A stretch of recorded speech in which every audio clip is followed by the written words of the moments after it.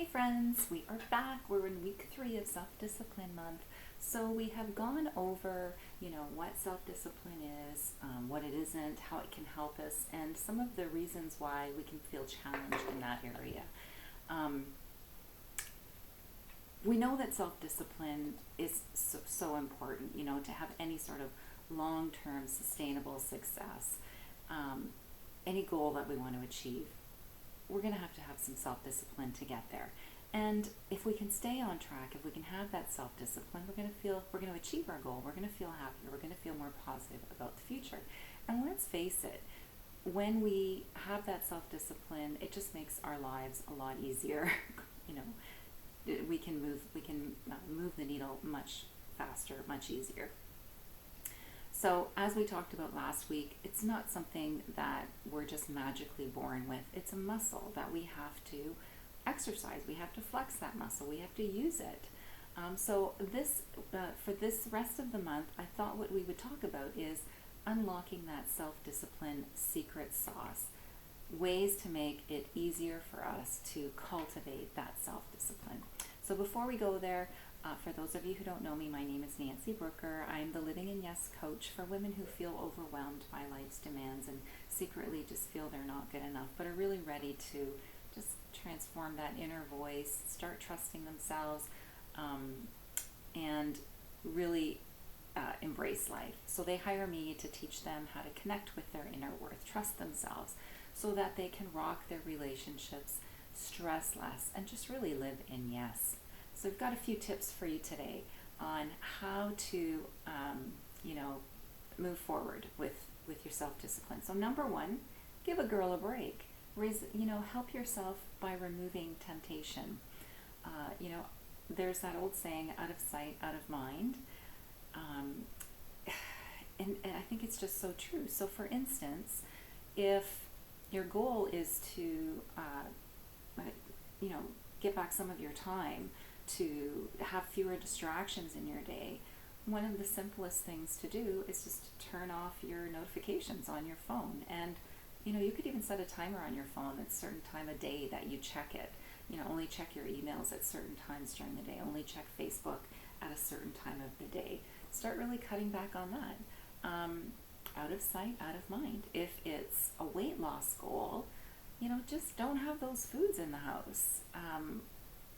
It's much, just remove those things from the pantry, and you're just then setting yourself up for success by helping yourself by removing temptation. So another thing that you can do is just remember that there's never going to be a perfect time to start whatever that goal is that you have. The stars will never perfectly align. It just doesn't happen that way. You can wait and wait and wait, but really get back to basics. I love that motto from Nike, just do it, because you could wait forever for everything to just be perfect. And I'm going to sound like a broken record again, but just make one small change. Introduce one new habit or let go of one old habit. And as you do it, it might feel uncomfortable at the time, but the more you do it, the more comfortable you're going to get.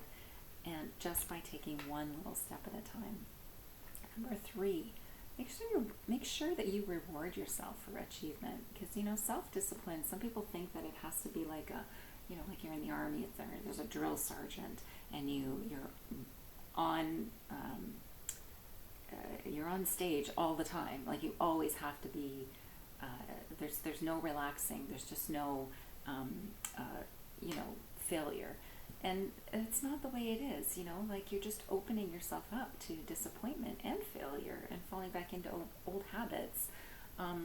If you don't realize that it's important to reward yourself when you do achieve those small changes that we talked about. So, it's okay to relax your regimen sometimes. It's okay to just take those little baby steps. And it's okay to reward yourself in some sort of manner that is supportive of your goal. So, for example, if it's a weight loss goal, hopefully your reward's not, a hot fudge sundae. It's, what are you getting from the food? Maybe it's connection, maybe it's calm, so maybe instead of that, you call a friend and you get your connection that way. Or, I don't know, you or you whatever it is that's going to help you meet the need of whatever it was that you were getting from the food. And the last thing I want to say today is, there's that movie, Grease, right? Grease is the word. I want to say grace is the word.